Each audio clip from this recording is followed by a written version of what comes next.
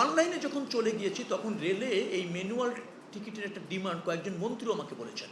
গতকাল আমাদের ভূমিমন্ত্রী মিনু ভাই আমার অফিসে গেলেন এবং গিয়ে বললেন যে আমার রাজশাহীতে আপনি 50% ট্রেন স্টেশন টিকিট স্টেশনে দেন, নতুবা আমি এই চাপ নিতে পারছি না, মানুষ টিকিট পায় না, হয়রানির শিকার হয়। অর্থাৎ আমরা যখন আমি বোঝাতে চাচ্ছি যে একটা জায়গায় শিফট করতে চাই, একটা অবস্থান থেকে একটা উন্নত অবস্থানে যেতে চাই, পরিবর্তন অথবা বিবর্তন, আপনি যাই বলেন না কেন কিছু জটিলতা হয়। এই জটিলতাটা আবার ধীরে ধীরে অ্যাডজাস্ট করে নিতে হয়। এটা নিয়ে উদ্বিগ্ন হব না এবং এটা নিয়ে বিতর্কে জড়াবো না। যেহেতু আমরা অনলাইন সিস্টেমে চলে যাচ্ছি, আমাদের বেসটা এখনও হয়ে যাচ্ছে কেমন, এটা তো আপনারা জানেন যে একেবারে বেজ হয়ে যাচ্ছে, ইলেকট্রনিক্স বেজ আমি বলবো আর কি। সব কিছুতে আমরা আর ম্যানুয়ালে থাকতে চাচ্ছি না। তখন এরকম কিছু জটিলতা আসে, আমার মনে হয় যে সেটা সমাধান হবে। আরেকটা কথা বলি, ক্যারেজ যেটা আপনি বললেন, আশা করছি জুলাই থেকে ডিসেম্বর পর্যন্ত আমরা 150-র মতো ক্যারেজ পেতে যাচ্ছি, বগি।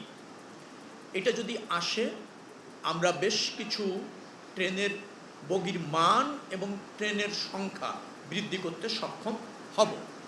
একটা জটিলতা হয়েছে, বগি আসছে মিটার গেজের, লোকোমোটিভ আছে ব্রড গেজের।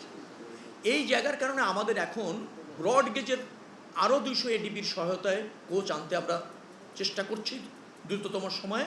অ্যাট দ্য সেম টাইম যদি আমরা মিটার গেজের আরও 60 থেকে 70টা লোকোমোটিভ আনার চেষ্টা করছি। এটা যদি আনতে পারি তাহলে ট্রেন যোগাযোগের যে জরাজীর্ণতা দেখছেন সেটার একটা বড় পরিবর্তন হবে।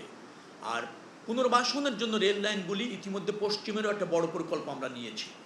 প্রকল্প আমি অনেক নিয়েছি, আপনাদের মনে হয় 2 ঘন্টা লাগবে যে কত প্রকল্প, নট পরিকল্পনা হাতে নিয়েছি। এগুলি বাস্তবায়ন করতে আমাকে 3টি বছর সময় দেন অন্তত।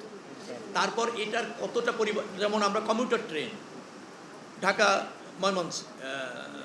টঙ্গী জয়দেবপুর, ঢাকা নরসিংদী, ঢাকা নারায়ণগঞ্জ আছে, ঢাকা ভাঙা, আমরা এখানে ব্যাপকভাবে প্রসারিত করতে চাচ্ছি এবং ওই গোছগুলি আনতে চাচ্ছি এমন মেট্রো রেলের মতো। কমিউটার ট্রেন আপনি 1 ঘন্টায় আসতে পারবেন, 40 মিনিটে আসতে পারবেন, ঢাকায় কাজ সেরে আপনি আপনার বাসায় চলে যেতে পারবেন, ভাঙায় চলে গেলেন। অথবা ধরেন মানিকগঞ্জে আমরা নতুন ট্রেন লাইন যুক্ত করছি এই কমিউটার ট্রেনে নিয়ে আসার জন্য। নরসিংদীতে আপনি আসলেন সকালবেলা, অফিস করলেন, আবার চলে গেলেন, যানজট কমবে, রাস্তার যে রোডের চাপ কমবে, এটা আমরা চাচ্ছি। এবং সেই কোচগুলি হবে মূলত মেট্রো রেলের কোচের মতো। 40 মিনিট দাঁড়িয়ে থেকে খুব একটা কঠিন হবে না, কিছু মানুষ বসবে আর অধিক মানুষ দাঁড়িয়ে থাকবে, তাতে বেশি যাত্রী বহন করা সম্ভব হয়। তো এই কমিউটার ট্রেন এই জায়গাগুলিতে কিন্তু আমরা আলাদা অ্যাটেনশন এবং ফোকাস দিচ্ছি। যে প্রকল্পে ইতিমধ্যে আমি অনুমোদন পেয়েছি, একনেক, পার্সেস, সিসিজিপি, সিসিজিএ কমিটির থেকে, এই পর্যন্ত প্রধানমন্ত্রী একটি প্রকল্প বলেননি যে এটা দেওয়া হবে না, পরে দেওয়া হবে। উনি সবই দিয়েছেন, আর বাস্তবায়ন করবার জন্য আমাকে একটু সময় দেন।